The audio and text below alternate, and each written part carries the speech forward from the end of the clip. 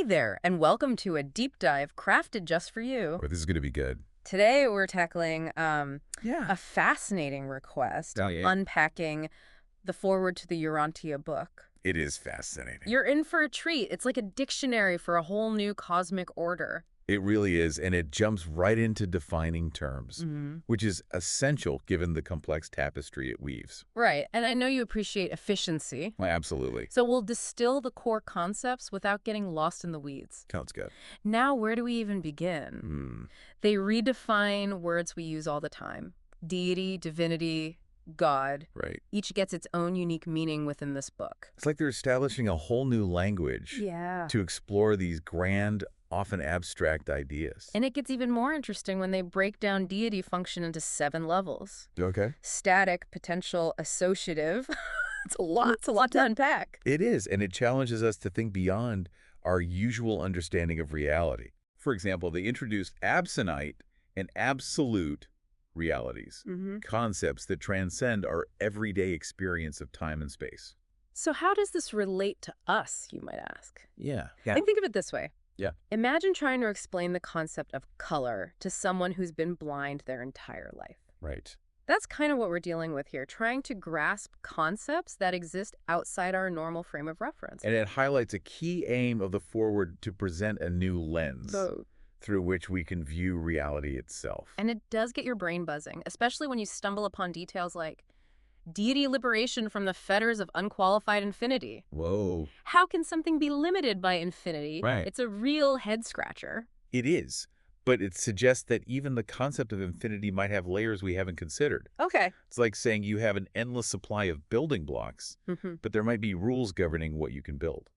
Okay, so we've got these massive, almost abstract ideas about deity, but then the foreword brings it down to earth, relatively speaking, by introducing the first source and center. Okay. Essentially, their term for God. Right. And they were very specific about the relationship between this first source and center and the universe as we know it. Okay. It's described as the primal source, the central reality from which everything else flows. They even use the analogy of the I am to help us wrap our finite minds around it. Which is important because it points towards an existence beyond our linear understanding of time. Before anything was being. Okay. Before time, there was the I am. Whoa. How does this concept challenge your own views about the nature of existence? It really makes you think. Yeah. And it gets even wilder. The foreword suggests that even the Son and Spirit might not fully know the Father is an infinity. Really? Imagine that. Wow. It introduces this fascinating idea of a mystery even within the divine. Okay. Like saying even those closest to the source can't fully comprehend its immensity. That's interesting. It's a lot to process. It is. And from these vast concepts of deity in the first source and center, the foreword dives into different types of realities, starting with the familiar undeified, then moving to the deified. And then there's this bridge between the interassociated reality. It's like they're mapping out a whole new terrain for us to explore. And it's within this terrain that we encounter concepts like actual versus potential realities, absolute versus sub-absolute, and the distinction between existential and experiential. Right. It's easy to get lost in the terminology, Right. but the key takeaway is that reality, according to the Urantia book, is far more layered and complex than we typically imagine. I remember paradise. Oh, yeah. It's not just some idyllic garden. Here it represents the absolute source, the focal point of all these different types of realities. Right. Many traditions have a concept of paradise, but the Urantia book's interpretation is especially intriguing. Yeah. Take, for instance, their description of the Isle of Paradise. Okay. Motionless, without a position in space. Wow. And yet it's the source of all physical universes. It's like trying to pinpoint the exact center of a constantly expanding balloon. Yeah. It's both nowhere and everywhere at the same time. Exactly. And it challenges our very understanding of location and origin. Right. But hold on to your hats, because from these grand sweeping concepts of deity and universe reality, the foreword then shifts its focus to the concept of personality. And not just personality as we know it, limited to our human experience. Right. They're talking about personality on a cosmic scale with levels of expression that extend far beyond our current comprehension. They even categorize personality into different types: pre-personal, personal, super-personal. And get this, Okay. they suggest these types are interconnected, Yeah. even co-creative. Wow. Imagine that.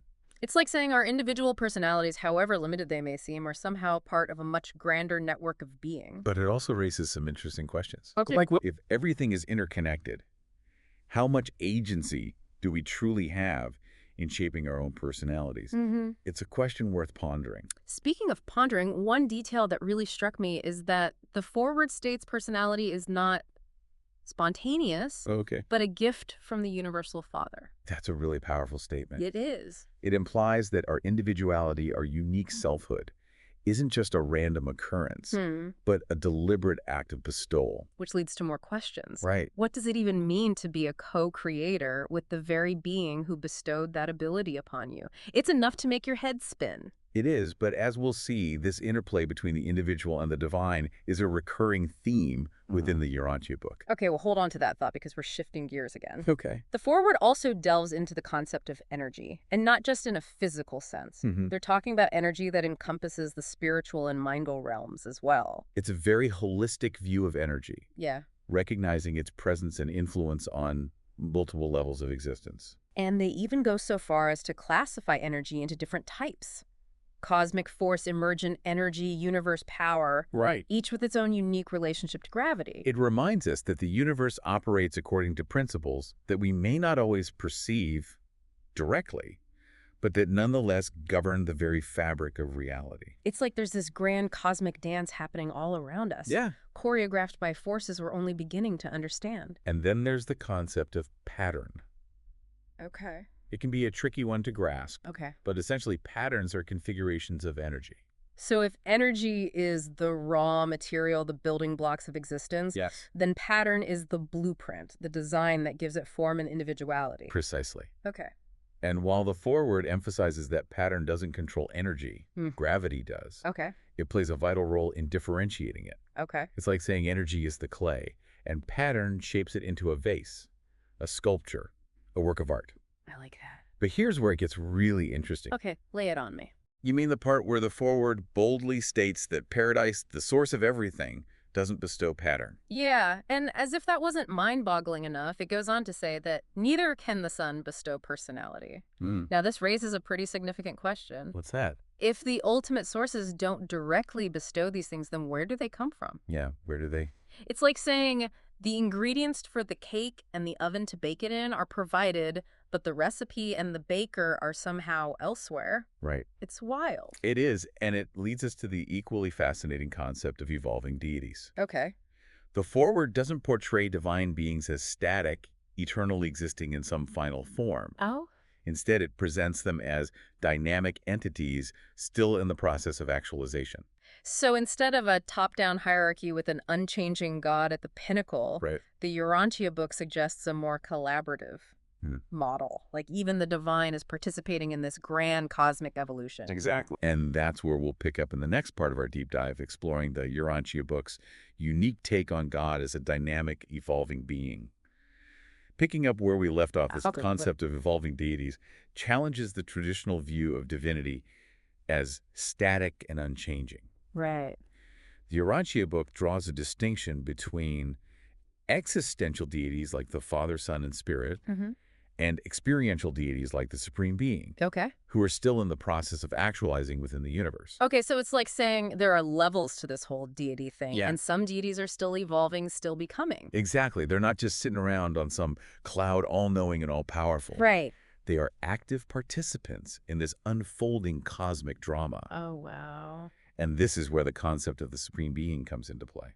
Remind us again who the Supreme Being is in this framework. The Supreme Being is an experiential deity, Okay. a unification of sevenfold deity manifestation in time and space. Okay. Imagine a tapestry woven from different colored threads. Each thread represents an aspect of divinity, and as they intertwine, they create something new and complex. That's the Supreme Being. So it's like saying the Supreme Being is still a work in progress. Yeah. Still evolving and becoming more fully realized as the universe unfolds. And here's the kicker. Okay. Our growth and evolution as individuals and as a species is directly tied to the Supreme Being's actualization. Really? It's like we're all contributing to the grand tapestry of existence. Okay, now that's a powerful thought. Yeah. It's not just that we're part of something bigger than ourselves. Right. It's that our choices and actions actually play a role in the evolution of the divine itself. Precisely. Yeah. It's a truly awe-inspiring concept. It is. And it leads us to another key idea in the Urantia book, Okay. God the Sevenfold. Which, as I recall, acts as a kind of framework for understanding how we finite beings can even begin to approach the infinite God. It's like a roadmap to a deeper understanding of the divine, starting with the Paradise Creator Sons, moving through the Ancients of Days, the Seven Master Spirits, and eventually culminating with the Universal Father on Paradise. Okay. It's a journey of ascension, but not just in a spatial sense. It's about expanding our consciousness, Right. our capacity to experience and comprehend these different levels of divine reality. Exactly. And it's important to remember that these 7 aspects of God aren't static either. Okay. They are dynamic forces constantly interacting and evolving along with the universe itself. It's a lot to take in, but it's also incredibly exciting. It's like saying this whole cosmic play is still being written, Yeah. and we have a role to play in how it unfolds. That's a great way to put it. Yeah. And speaking of the play continuing to unfold, Okay. the Urantia book doesn't stop at God the Sevenfold. It introduces even more abstract concepts like God the Ultimate and God the Absolute. Those are some seriously big concepts. They really are, and they push the boundaries of what we typically consider knowable. These deities are associated with realms beyond time and space, Okay. beyond even the comprehension of the Supreme Being. Okay, now we're really getting into heady territory. So Okay. how do we even begin to make sense of this? Think of it this way. If God the Sevenfold is the roadmap, Okay. these ultimate and absolute deities represent the vast, uncharted territories that lie beyond the edges of the map. Oh, okay. We can catch glimpses of them, hints of their existence, Mm-hmm. but their true nature remains shrouded in mystery. Mysteries within mysteries. Right. But it sounds like even the foreword acknowledges that some things might be beyond our current ability to fully grasp, right? Absolutely. It's a testament to the book's honesty, I think. Okay. It doesn't pretend to have all the answers. Right. In fact, the foreword even admits uncertainty about the full unification of the absolute Trinity. Wow. A concept so grand, it challenges even the most expansive imaginations. It's like saying, we're still figuring this out too. Which honestly makes me feel a little better about my own struggles to wrap my head around all of this. Sure. But I have to ask, where do those 3 absolutes we touched on earlier fit into all of this? Okay. The deity absolute, the unqualified absolute, and the universal absolute. Ah, yes, the 3 absolutes. Yeah. It's in these concepts that the Urantia book attempts to define the relationship between the divine and the non-divine, Okay. between the boundless potential of existence and the manifestation of reality as we experience it. Okay, so walk us through this. Okay. What do each of these absolutes represent? The deity absolute, Mhm. as you might guess, represents the fullness of divine potential. Okay. It is the source of all deity, the ultimate ground of being from which all things emanate. Okay. The unqualified absolute, on the other hand, is something altogether different. Okay. It is boundless, impersonal, the raw potentiality of existence itself. Okay. Imagine a vast, formless ocean of energy without beginning or end. Okay. That's the unqualified absolute. Okay, so one is like pure divine energy. Yeah. And the other is like the primordial soup from which everything arises. A very poetic way to put it. I like it. And then we have the universal absolute, which acts as the bridge between these two seemingly opposing forces. So the universal absolute is what allows the divine energy of the deity absolute to interact with the raw potentiality of the unqualified absolute. Yeah. It's like the cosmic mediator. Precisely. It's the force that reconciles, balances, and harmonizes these fundamental aspects of reality. Wow. And here's where it gets really interesting. Okay, tell me more. The Urantia book suggests that the existence of finite beings like us within this infinite cosmos is only possible because of the universal absolute. Whoa, okay, that's a lot to process. It is. It's like saying that our very existence is contingent on this cosmic balancing act between the divine and the non-divine. It's a truly mind-boggling concept, but it speaks to the interconnectedness of everything within the Urantia book's cosmology. And it seems like the Urantia book takes this concept of unification even further with the idea of a trinity of trinities. It does. Even beyond the 3 absolutes, the book hints at an even grander level of unification, Yeah. a trinity of trinities that represents the ultimate harmonization of all realities, Mm. the deity absolute, the unqualified absolute, and the universal absolute, Okay. all unified in a way that transcends even our most expansive conceptions of existence. My brain is definitely doing backflips trying to wrap itself around that one. It's like trying to picture a universe beyond our universe, a level of reality so vast and all-encompassing that it makes our current understanding of everything seem incredibly limited. It certainly stretches the imagination, but within this idea of a trinity of trinities, Mm-hmm. even if we can't fully grasp it, there's a sense of hope of ultimate resolution. It suggests that even those seemingly opposing forces, the divine, the non-divine, the boundless potential, the concrete reality, all ultimately harmonize. That's a truly beautiful thought. It's almost as if the Urantia book is saying, yes, it's complex, it's mysterious, but ultimately it all works out. And we as individuals making our way through this vast cosmos are not just along for the ride.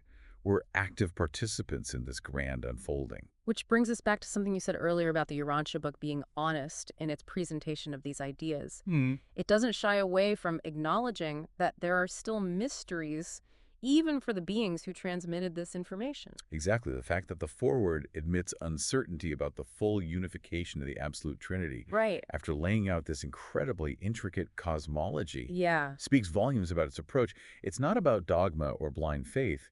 It's about acknowledging the vastness of existence and our own limited but growing understanding. It's an invitation to keep exploring, to stay curious, and to embrace the unknown, Oh, yeah. which, when you think about it, is a pretty exciting way to approach It existence. really is. Instead of clinging to rigid beliefs, Mhm. we're encouraged to remain open to new possibilities, to allow our understanding to evolve as we journey through life. So, as we wrap up this deep dive into the foreword of the Urantia book, what would you say is the most important thing for our listener to take away from all of this? That's a great question. For me, it comes back to the idea that we are not insignificant specks in a meaningless universe. We are integral parts of a grand dynamic and ultimately benevolent cosmos.